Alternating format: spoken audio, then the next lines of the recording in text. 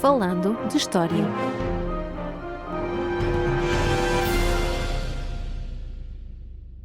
Olá a todos e bem-vindos ao episódio 49 do podcast Falando de História. Eu sou o Paulo M. Dias e comigo está, como de costume, Roger Luís Jesus. E este é um episódio especial por vários motivos, não é assim, Roger? Sim, um deles é que este é o primeiro episódio que vai para o ar depois de comemorarmos 2 anos de existência no passado dia 16 de novembro. Por isso, parabéns a nós, mas sobretudo um grande obrigado a todos os que nos ouvem e seguem. Sim, porque de facto isto não faria sentido se não tivéssemos os melhores ouvintes do mundo, podemos dizê-lo, e que têm claro. tanto interesse, ou vá, quase tanto interesse pela história como nós. E o outro motivo é que este é o episódio que nós não queríamos voltar a fazer. Em maio de 2021 foi para o ar o nosso episódio número 15, onde fazíamos uma recensão do livro do jornalista José Gomes Ferreira, intitulado Factos Escondidos da História de Portugal. O episódio teve algum impacto, parte dos nossos ouvintes descobriram o podcast a partir desse momento, mas esperávamos que o assunto morresse por aí. Mas afinal não, porque José Gomes Ferreira acaba de lançar um novo livro intitulado O Segredo da Descoberta Portuguesa das Américas ou As Provas Irrefutáveis de como Portugal chegou ao Novo Mundo antes de Cristóvão Colombo. Também publicado pela Oficina do Livro, uma chancela da Leia, e claro, como os nossos ouvintes imaginam, é da mesma qualidade, aqui entre muitas aspas, do livro anterior. Ora, nem mais. E por isso este episódio, à semelhança do episódio 15, vai ser uma avaliação crítica das teses deste livro de José Gomes Ferreira. Mas é preciso dizer que não fazemos isto de ânimo leve só porque é uma sequela do episódio anterior. É, na realidade, pelos mesmos motivos que o fizemos anteriormente. É um autor com projeção, com mediatismo, e por isso nós não lhe estamos a dar a visibilidade porque ele já a tem, e publica um livro de pseudo-história, atacando uma classe profissional porque acredita que nos pode iluminar sobre os segredos que o Estado nos esconde e escondeu durante séculos. Sim, e podemos começar por aí mesmo. O autor volta, como disseste, a criticar logo nas primeiras páginas aqueles que apelida de historiadores oficiais e a história oficial, aqui tudo entre aspas, ignorando que em Portugal não existe desde 1974 uma linha historiográfica oficial determinada pelo poder político, mas uma total liberdade de investigação, uma pluralidade de vozes e visões que enriquece o debate académico. E aqui não resisto a citar o autor. Sabemos claramente que todos os autores que ousaram defender esta controversa tese foram sempre obrigados a enfrentar a resistência feroz do establishment intelectual, académico, cultural, político e mesmo diplomático. Dos historiadores oficiais aos professores do ensino público e até do ensino privado, políticos, diplomatas e homens de negócios, a oposição a esta tese foi sempre severa. Fim de citação. Não deixa de ser, no mínimo, curioso que um diretor adjunto de informação de um canal que tem um programa televisivo próprio e que publica o que quer, onde quer, alegue não fazer parte do establishment, do sistema. E aliás, pouco depois desta citação, o autor compara-se a Galileu Galilei, pois ambos foram perseguidos por suas teorias. Mas com a modesta comparação à parte, as teses de Galileu tinham fundamento científico. A José Gomes Ferreira, como veremos, não. Diga-se então que é um livro pequeno, de 125 páginas, que o autor apelida de, e aqui cito, modesta investigação e interpretação jornalística. Fim de citação. E onde grande parte do material é reaproveitado do seu livro anterior e, como indica o título, procura apresentar provas irrefutáveis sobre o pioneirismo dos portugueses nas navegações no Atlântico. Tudo baseado em, e cito, documentos pouco conhecidos do grande público e do trabalho de investigadores independentes. E tudo isto pode ser lido na contracapa do livro. Nem sequer é preciso abrir o livro para se ver isto. Sim, mas como disseste bem, aproveita o livro anterior e ele também já tinha dado a conhecer parte deste material e tentado defender-se algumas das críticas feitas na altura num artigo de opinião no site da SIC, datado precisamente de 29 de novembro de 2021.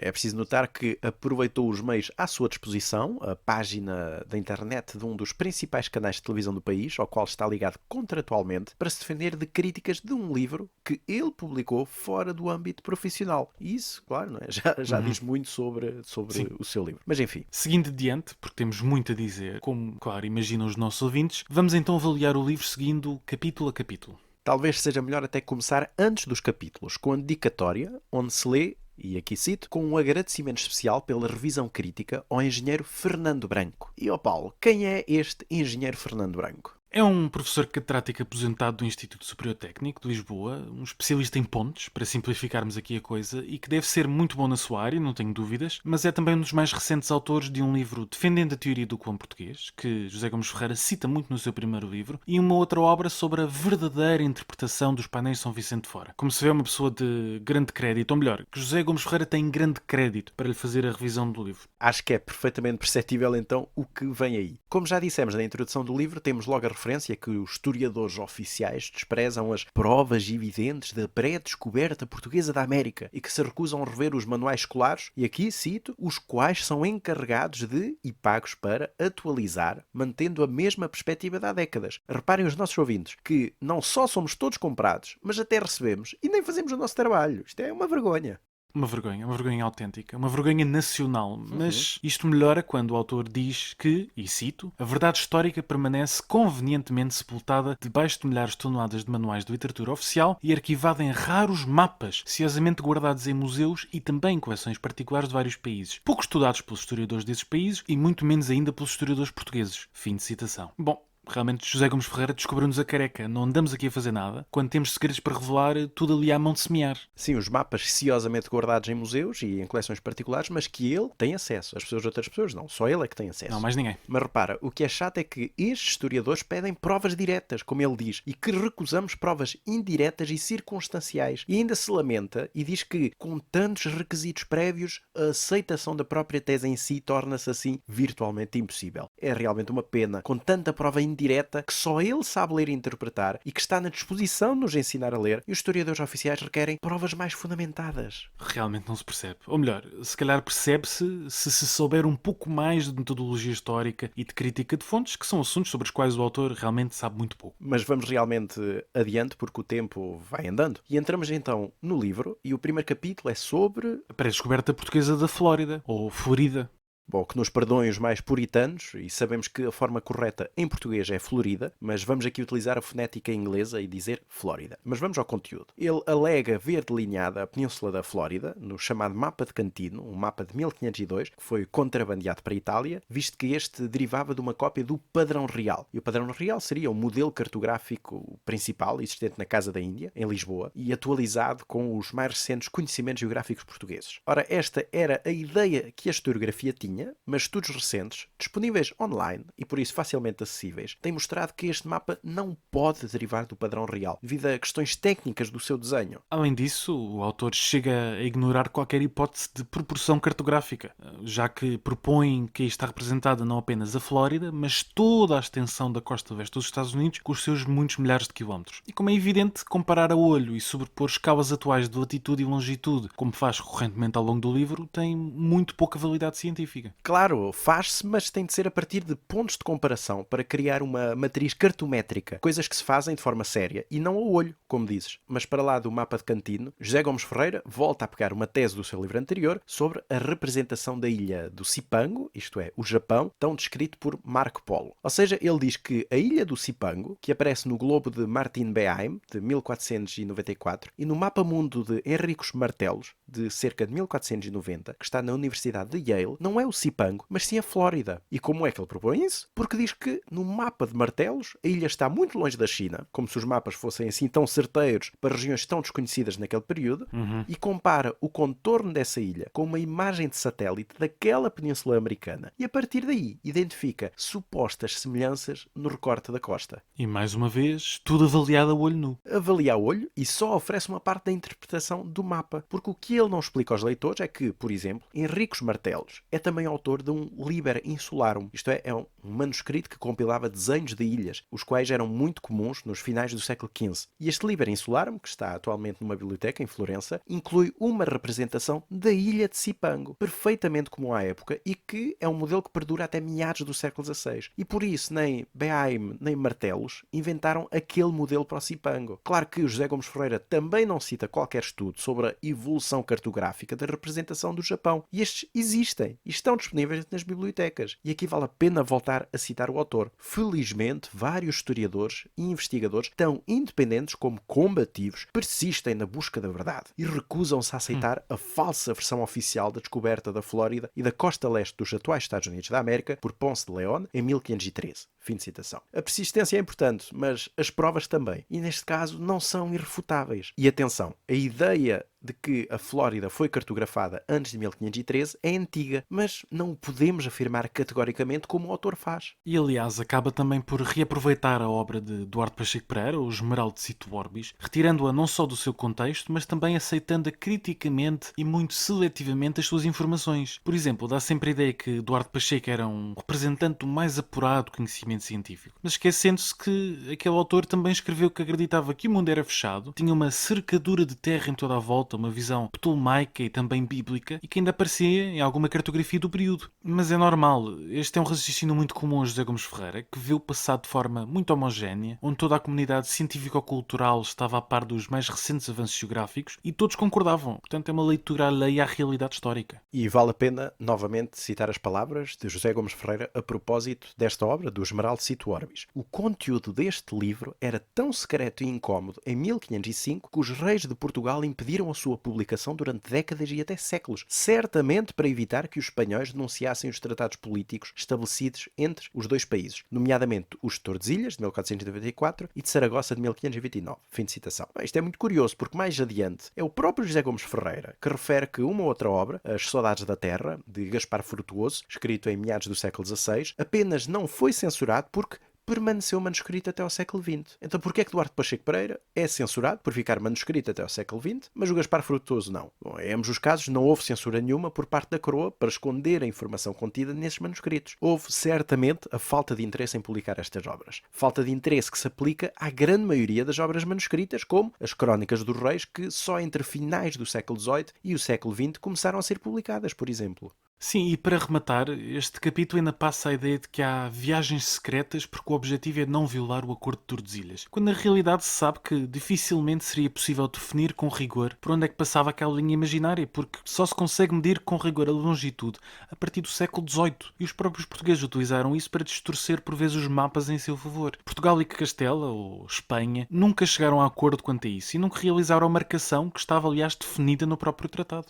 E da Península da Flórida, nos Estados Unidos, passamos para um segundo capítulo dedicado à descoberta do Canadá por, nem mais nem menos, Cristóvão Colombo, sempre ele. Pois, o segundo capítulo gira em torno de uma alegada descoberta do Canadá antes das viagens de Cristóvão Colombo, a partir de 1492, mas pelo próprio Cristóvão Colombo. Neste caso, vamos salientar aqui dois dados deste capítulo: a viagem de Colombo à Islândia e o mapa dito de Colombo. Quanto ao primeiro, José Gomes Ferreira menciona então a viagem que Colombo terá feito em 1477 à Islândia. E o que é grave é que ele cita o excerto da fonte direta de Colombo, em que o próprio Colombo diz que navegou naquele ano, de 1477, foi para lá da ilha, 100 léguas, pode ter sido arrastado por tempestade, não sabemos, e no original ele diz que aquela ilha de Til, que é o nome à época que se dava à Islândia, é tão grande quanto a Inglaterra e que vão lá os mercadores ingleses. Mas, no excerto que é citado por José Gomes Ferreira, essa parte é omitida. Ou seja, lê-se que ele foi 100 léguas para lá da ilha e aí passa imediatamente para o que vem a seguir, em que diz que encontrou grandes marés e por aí fora. Ou seja,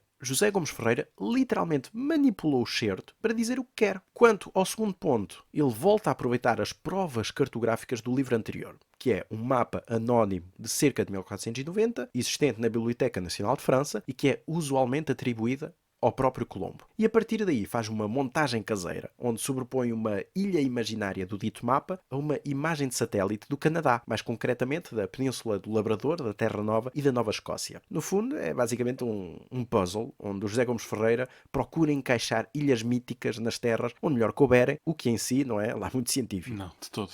E, obviamente, ignora por completo os vários estudos que contestam a atribuição deste mapa àquele navegador e parte do pressuposto que o mapa é de Colombo e que é Colombo que cartografa a região quando foi à Islândia em 1477. Também esquecendo que, na realidade, Colombo era péssimo em todas as questões náuticas e astronómicas, conforme mostram os seus diários, e foi até mostrado recentemente na biografia escrita por Luís Filipe Tomás e que está disponível online no site da Academia da Marinha. Sim, e aqui passamos para o terceiro capítulo, com apenas 3 páginas, e que tem por título precisamente o Mapa das Américas que Colombo levou na primeira viagem. Ora, por muito que os nossos ouvintes andem para a frente e para trás nestas 3 páginas, não vão encontrar nenhum mapa, como José Gomes Ferreira afirma, mas apenas a hipótese não fundamentada de Colombo ter tido acesso a um mapa português onde já apareciam representadas as Caraíbas. Ou seja, é baseado numa enorme dedução que não tem qualquer prova documental, que não a ideia de que Colombo não tinha capacidade para chegar de uma vez às Caraíbas em 1492 e fazer o reconhecimento que fez. Em todo caso, o autor está escudado porque se alguém lhe pergunta pelos mapas, a resposta é claro que foram destruídos e censurados. Sim, e ele diz várias vezes que estes mapas foram sempre alvo da censura da Casa Real e da Inquisição. Já voltaremos à censura por parte da coroa, que é aliás o termo mais apropriado, mas no que diz respeito à Inquisição, o autor claramente apenas a conhece como um autêntico monstro-papão histórico. A Inquisição nunca, e aqui repito, nunca censurou documentação deste género, nunca mexeu em mapas ou documentos emanados pela coroa. Censurava livros, isso sim, mas não é disso que se trata neste capítulo. Afirmar que não existem mapas porque foram queimados pela Inquisição não faz o mínimo sentido. Não existe um único documento que comprove este tipo de alegações. E aliás, para saberem como funcionou de facto a Inquisição em Portugal, podem ouvir o nosso episódio 23, que é precisamente dedicado a este tema. Sim, este capítulo 3 termina com um argumento bastante bizarro, já que o José Gomes Ferreira defende que a ideia de que Colombo acreditava ter chegado ao Cipango de Marco Polo, ou seja, ao Japão, algo que é referida em toda a documentação do período, e cito, foi um mito criado por razões políticas de Portugal e Espanha para dissuadir os potenciais competidores europeus. Fim de citação. Quer dizer, não se percebe como é que esconder a verdadeira natureza daqueles territórios impediria a competição económica, e de resto, o autor também não explica essa linha de pensamento. Contra todas as evidências da época, faz uma afirmação e não a fundamenta. Já se deve ter percebido que não é o caso único neste livro. Não, de todo. Mas já agora é também aqui que José Gomes Ferreira fala de um povo especial que nós apelidamos ironicamente de o Tugão. É aquele povo que esteve sempre à frente do seu tempo, mas foi sempre desprezado e esquecido e que, claro, tinha todas as capacidades e mais algumas. Sim, ele diz aí que Colombo tinha trazido cartografia da Europa e que, e cito, naquele tempo só havia um povo com capacidade náutica e cartográfica para os produzir, os portugueses. Pronto, aqui um pouco de música para descontrair os nossos ouvintes. Mas é realmente esta figura, não é, do conquistador, daquele que tinha capacidade para fazer isto tudo. Depois deste interlúdio musical e seguindo em frente, os capítulos 4 e 5 abordam o alegado reconhecimento da costa sul-americana do Pacífico pelos portugueses, isto, claro, antes dos castelhanos e da viagem de Fernando Magalhães. Como prova, José Gomes Ferreira utiliza um pequeno globo desenhado em 2 cascas de ovo de avestruz, afirmando ter sido, e cito, considerado autêntico e datado de 1504. Fim de citação. Em rigor, não há certezas quanto à datação deste globo. Existe um debate académico sobre o mesmo desde que apareceu em 2012, mas claro que o autor não diz nada sobre isto. Para José Gomes Ferreira, nesse globo, podemos ver a costa ocidental da América do Sul, o que só se explica, claro, se os portugueses lá tivessem ido em viagens pioneiras e, claro, ultra secretas. No entanto, basta olhar para os mapas da época para se colocar uma hipótese alternativa. O desenho da costa desconhecida espelha o da costa atlântica, primeiro para norte, até depois infletir para o ocidente, de forma a confluir nas terras já cartografadas. Há vários mapas que mostram precisamente este tipo de raciocínio. E isto é ainda pior quando há trabalhos recentes feitos sobre isto. Por exemplo, o livro que já recomendámos numa miscelânea histórica, o livro de Henrique Leitão e José Maria Moreno Madrid, que se chama Desenhando a Porta do Pacífico, publicado em 2021 pela By the Book, e que mostra a evolução cartográfica do Estreito de Magalhães e por arrasto de parte da América do Sul. E se não chegasse, temos toda a cartografia deste período à distância de um clique, na base de dados que também já referimos várias vezes e que é gratuita, do projeto MediaChart, financiado com fundos europeus, coordenado por Joaquim Alves Gaspar e sediado no Centro Interuniversitário de História das Ciências e da Tecnologia. Está tudo na net, como diz o autor, mas é preciso saber procurar nos sítios certos. Sim, e o resto das provas apresentadas neste capítulo acabam por se resumir a um conjunto de fontes lidas muito seletivamente. O chamado Ato Notarial, de Valentim Fernandes, de 1503, e as cartas do famoso Américo Vespúcio, publicadas nos inícios do século XVI. Seletiva precisamente porque retira dos textos apenas o que pretende, ignorando as incoerências internas e contraditórias dos mesmos, o que, claro, não é lá grande método científico. Exatamente. Quanto ao ato notarial, que apenas se conhece em cópia posterior, em latim, numa biblioteca de Estugarda, é na realidade uma breve descrição do avanço português no Atlântico, sobretudo os resultados da expedição comandada por Pedro Álvares Cabral, em 1500, e a de Gonçalo Coelho, à recém-descoberta costa do Brasil, em 1501-1502. E é uma descrição que terá sido lida perante o rei, fidalgos, capitães, pilotos e perante ele, Valentim Fernandes, e está tudo descrito neste ato notarial. Esse texto afirma que os navios navegaram mais de 760 léguas pela costa brasileira, atingindo a latitude de 53 graus sul, encontrando um clima muito frio, o que permite deduzir, segundo José Gomes Ferreira, que a Armada de Coelho teria chegado à Terra de Fogo, já no extremo sul do continente. Bom, não queremos ser repetitivos, mas é óbvio que José Gomes Ferreira não enquadra devidamente o texto, esquecendo-se de mencionar que o texto não é rigoroso em muitas das suas descrições, que confunde datas e outros elementos para os quais temos outras fontes. Apenas uma fé inabalável no documento, ou a inaptidão para uma crítica rigorosa das fontes, permite dar credibilidade a todo o seu conteúdo. E por outro lado, recorre às obras do dito Américo Vespúcio, veneziano italiano que serviu as coroas portuguesa e castelhana nestas viagens e que publicou 2 obras com diversas cartas descrevendo as suas viagens, o Mundo dos Novos e as 4 Navegações. José Gomes Ferreira volta a acreditar piamente em tudo o que ele diz no documento e na palavra incorrupta de Vespúcio, apesar de hoje se saber que este floreava demasiado os seus feitos. Chega até a entrar em contradições sobre os locais que alcançou, porque se num sítio diz que chegou aos 50 graus sul, noutra afirma que foi aos 32, e relembremos o ato notarial que diz que chegaram aos 53. José Gomes Ferreira nem sequer avalia os problemas trazidos por estas discrepâncias e simplesmente aceita o valor mais alto. Imagine-se se ele tivesse dito que ele tinha chegado às portas do inferno. Sim, exatamente. E talvez não seja surpreendente para os nossos ouvintes, mas estas teorias de José Gomes Ferreira não são novas, sendo, aliás, fortemente inspiradas pelas teses de Jaime Cortesão. E os argumentos que as rebatem também não são novos. Aliás, estas teses foram desmontadas várias vezes ao longo do século XX, por autores famosos como Duarte Leite, Damião Pérez, Penha de Andrade, entre outros. E tudo isto antes de 1974, quando existia sim uma história oficial imposta pelo regime. Mas curiosamente, nessa mesma altura, estas teorias já não colhiam grande aceitação. Precisamente porque não existia maneira de as provar. Não existia então e não existe agora. Porque a documentação ou a falta dela é absolutamente igual. E há que terem atenção que, além do material que já fazia parte do livro anterior, o autor chama constantemente a atenção para aquilo que apelida de novas provas, que supostamente fundamentam as suas teorias. Uma dessas novas provas é um mapa anónimo da Biblioteca do Congresso dos Estados Unidos da América, onde podemos ver o contorno da costa oeste da América Central e do Sul, com o desenho de 3 navios. E, para José Gomes Ferreira, o mapa, o estilo do desenho e o formato das embarcações, como ele diz, ali representadas, indica que só poderá ser português. Ao mesmo tempo, ele reforça a sua tese com a datação proposta na ficha descritiva do mapa, no site, e que diz cerca de 1500. Não percebendo que se trata apenas de uma datação aproximada do período e não de uma data de produção concreta. Aliás, uma análise detalhada do mapa leva a crer que terá sido produzida em finais da década de 1520. Não só porque foi só nessa altura que a região foi reconhecida e mapeada pelos castelhanos, mas também porque os navios representados são galeões.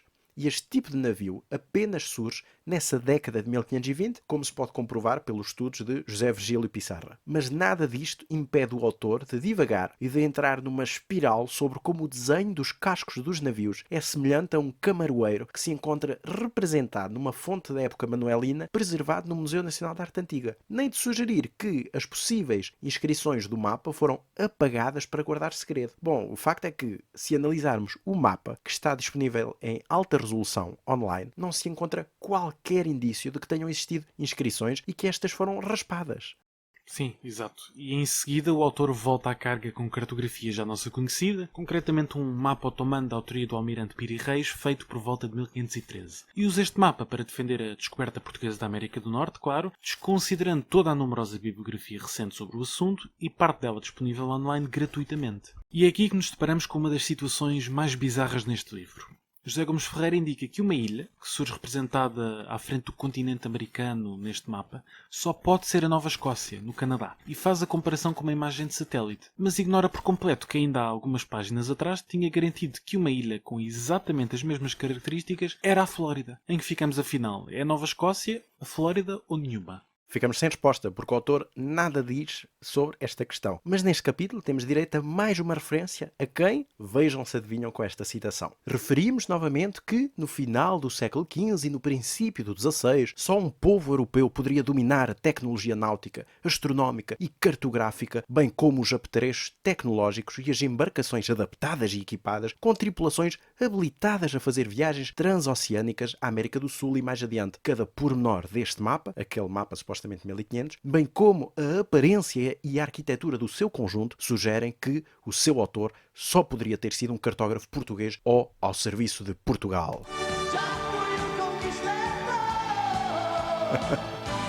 Mais uma aparição do mítico Tugão, o povo que podia ser tudo e mais alguma coisa. Mas pronto, passando mais uma vez adiante, chegamos às 2 páginas que compõem o 6º capítulo. E abrimos com parte de uma citação de um livro de Edgar Prestage, que se chama Os Pioneiros Portugueses. É um livro de 1933, que foi recentemente reeditado em Portugal, sem qualquer nota introdutória a dizer que o livro tem quase 100 anos, como criticámos numa miscelânea histórica do podcast, a quando da saída do livro. Só para os nossos ouvintes terem uma ideia, é um livro que ainda fala da lei lendária Escola de Sagres, do Infante Dom Henrique, que não passa de um mito historiográfico, conforme explicámos no nosso episódio 33. Mas voltando à citação do Prestage, ele refere a Carta de Mestre João, de 1500, um dos únicos documentos escritos no Brasil durante a expedição de Pedro Álvares Cabral. E nessa carta, endereçada ao rei Dom Manuel, o autor informava do reconhecimento daquela terra e dizia ao rei que poderia ser identificado aquele território num mapa antigo de Pero Vaz Bisagudo. A partir deste pequeno excerto, e seguindo a linha de Prestage, José Gomes Ferreira extrapola para a existência de um mapa de 1471, onde já estaria identificado o Brasil. Mas se lermos a fonte,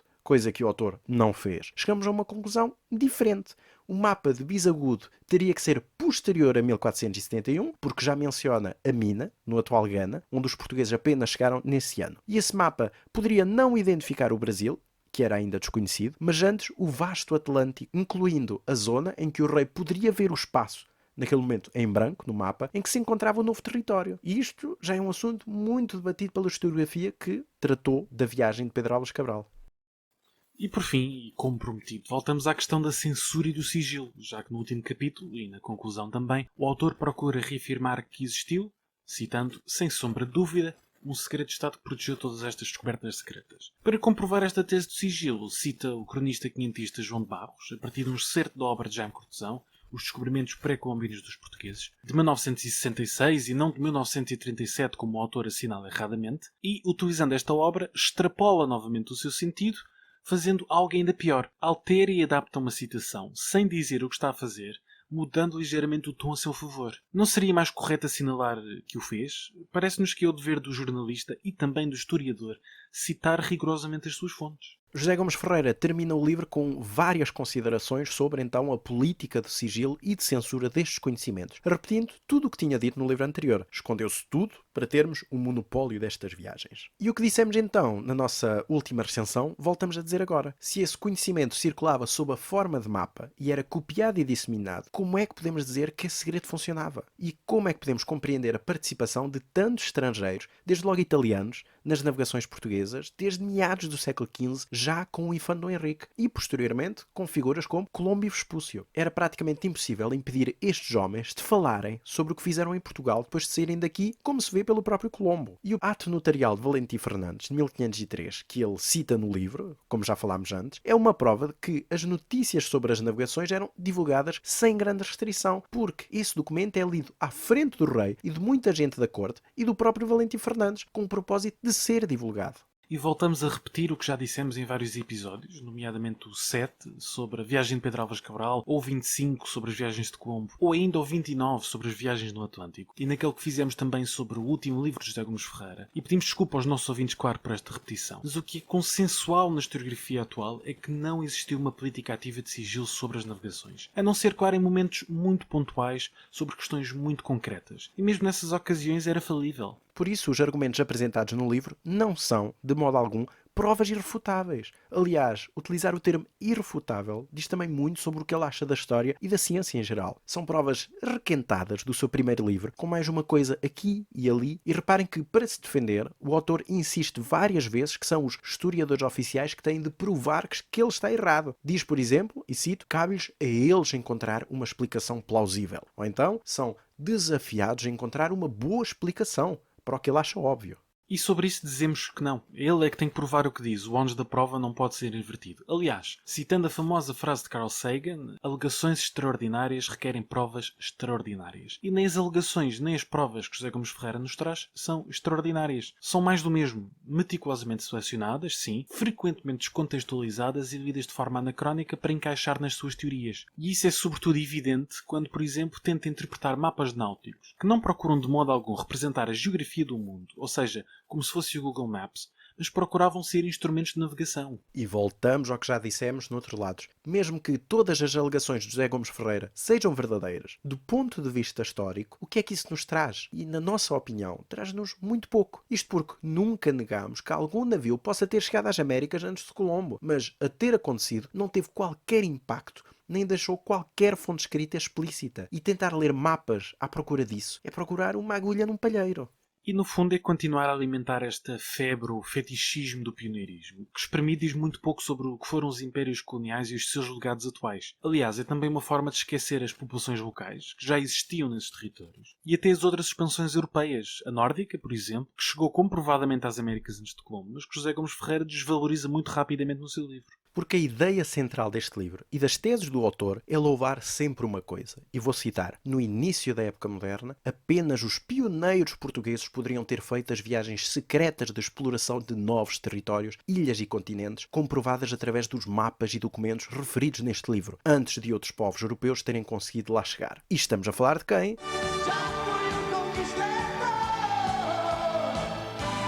E como não há duas sem três, estamos a falar, claro, do nosso Tugão. Obviamente. E o que é mais grave para nós não é que José Gomes Ferreira continue nesta sua senda, porque está no seu direito, mas acreditar que tem crédito para se impor e desvalorizar uma historiografia estabelecida baseada no estudo analítico das fontes. Isto porque a metodologia dele é muito clara e passo a citar: tudo depende da maneira como cada investigador olha para esse material e decide escolher uma certa perspectiva para contar a verdade, a sua verdade. Por isso o autor pode ficar com a sua verdade, que nós ficamos com a análise histórica das fontes, de forma coerente e sempre abertos a novos contributos, desde que, claro, fundamentados. E queremos voltar a salientar que, ao contrário do que o autor às vezes diz, isto não é qualquer tentativa de censura ou cancelamento, mas apenas uma recensão a um livro de história, apesar do autor insistir que não é um livro de história, e que já vai ter ampla divulgação por ser de quem é. O autor é livre de publicar o que entender, mas tem de estar preparado para saber receber críticas, sobretudo daqueles que apelida tão claramente de membros do establishment, ou seja,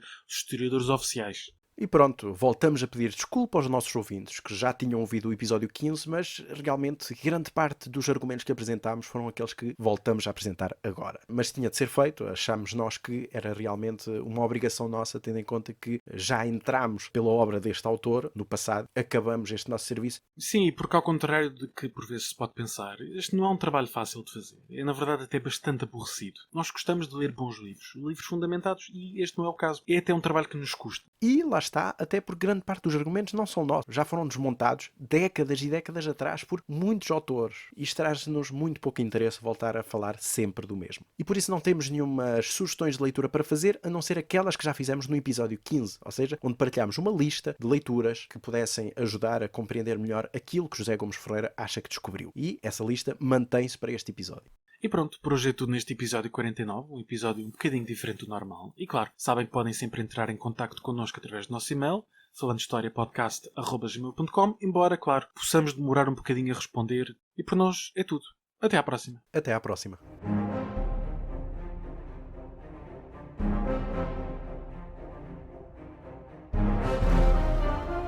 Falando de História.